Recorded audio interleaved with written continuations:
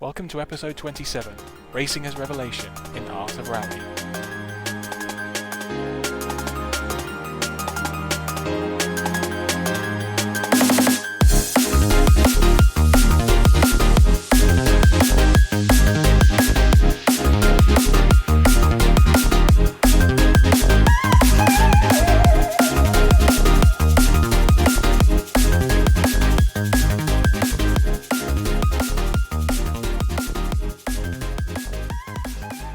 Japan, 1974. It's early spring and the cherry blossom explodes with colour. At the golden hour, the evening sun bathes the tarmac of a road in golden light. Halfway up majestic Mount Akagi, a Lancia Stratos rally car powers up the mountain road. At the critical moment of entering a hairpin, the driver applies the brakes with perfect timing and the car, a wedge-shaped masterpiece of Italian engineering, drifts around the corner with angelic grace. As the route straightens out, the precise application of power sends the Stratos further down the ancient mountain, while a Torii gate at the roadside marks the transition from the mundane to the sacred. It's poetry in motion, a momentary religious experience, an automotive encounter with God. There's a grand tradition of rally video games stretching back into the 1980s. Released for a host of platforms, they varied in their approach to realism and their relationship to official championships. Art of Rally is a genuinely unique take on this venerable subgenre of racing games.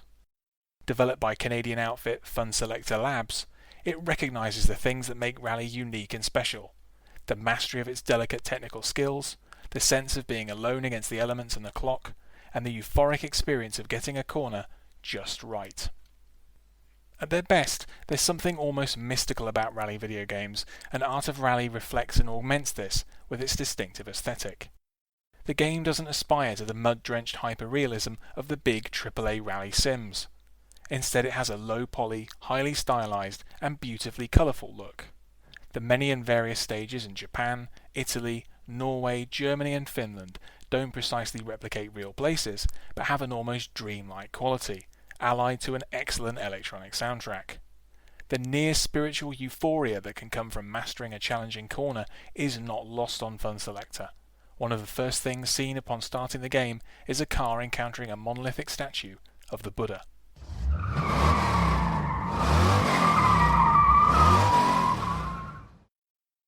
Art of Rally takes place in the golden era of the sport, from the 1960s to the 1990s. Its dreamlike feel is enhanced by its departure into a kind of alternate history. In real life, the fabled Group B era from 1982 to 1986 is revered by rally fans. However, the enormously powerful cars were felt to have contributed to a number of fatal incidents. Manufacturers pulled out, the authorities scrapped Group B altogether, and its proposed successor Group S never came to be. In Art of Rally, Group B and Group S live on, together with their lightweight and extremely fast cars. By its nature, Rally is a solitary form of racing, just one car competing with the challenges of the road itself and the merciless pressure of the clock. In Art of Rally, driving is even more pure and unencumbered due to the minimalist aesthetic.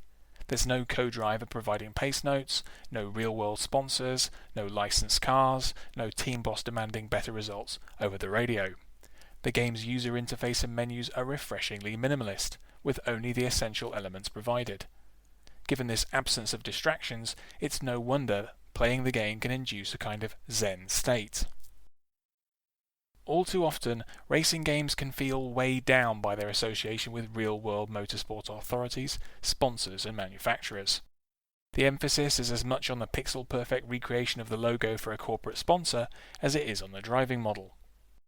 Released from these concerns, Funselektor have been able to focus on creating a unique feel for their game. It isn't a perfect recreation of a particular real-life season, but a kind of meditative fever dream that takes in the spirit of rally driving, summoned up from an imagined version of the sport's glory days.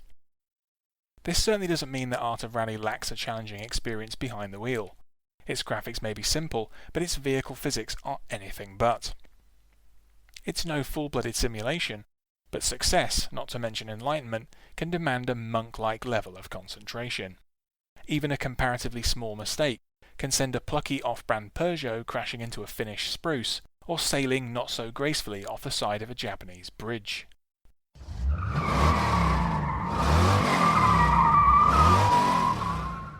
Even while trying to shave another few seconds off a previous best time, it's difficult to ignore the sheer beauty of those graphics. The colourful low-poly style is certainly not unique to Art of Rally, and indeed it's increasingly common in today's indie games. However, it's rarely employed as effectively as it is here.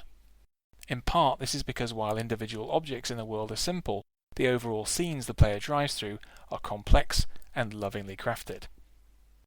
Each of the 5 countries in which stages are set are distinctive and different in their appearance and conditions. In a clever and pleasing move, Funselektor have depicted each country in a particular season. In Norway it's winter, and the roads and trees are cloaked with snow. Helicopters park by the sides of frozen lakes. In Italy it's high summer, and the grass is dry and yellow, while Germany basks in the red, yellow and brown colours of autumn. Of course in Japan it's spring, better to show off the pink blossoms of the cherry trees against the green mountainsides.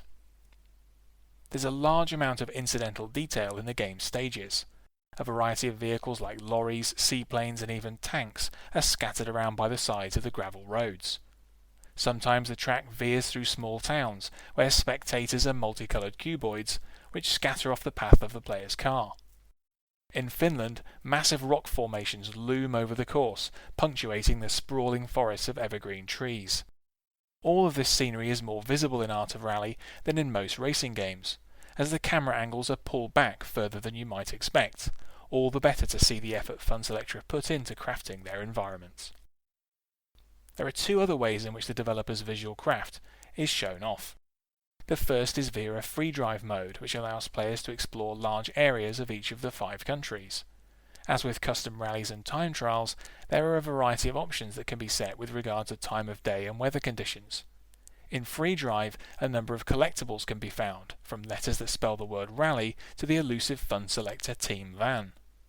Freed from the tyranny of the clock, or even of a formal course, this mode is Art of Rally at its most relaxing. The second showcase for the game's visuals is its superb photo mode. Accessible from the pause menu in any game mode, this provides a wealth of options to help take beautiful screenshots.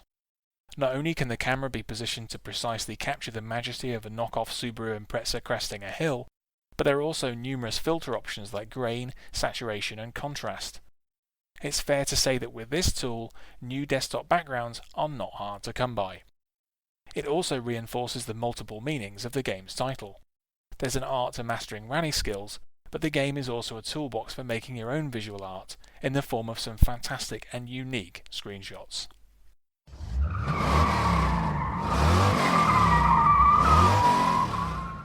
Like sports games more broadly, racing games can often settle into an almost monotonous pattern. Today, many racing games are the latest installments of series that have been running for decades. The graphics may improve, and the livery of this year's championship teams may have been added, but often the experience remains mostly familiar. A true labour of love, Art of Rally is something different. It sidesteps the treadmill of big-budget racing games in familiar series to blaze its own trail. With its mix of deep, rewarding mechanics and beautiful visuals and sound, it provides a balance of challenging driving with a relaxing feel. Art of Rally probably won't get annual updates, but it has a spirit of its own so unique that it will be worth returning to year on year, just the way it is.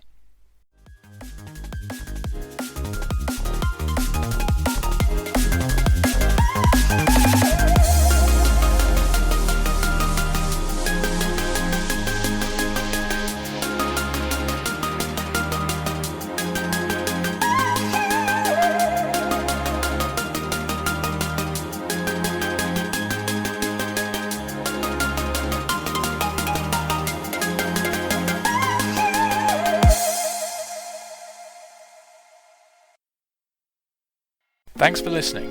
For more articles and audio on books, film, video games, board games and music, visit andyjohnson.xyz. To support me, go to patreon.com/andyjohnson.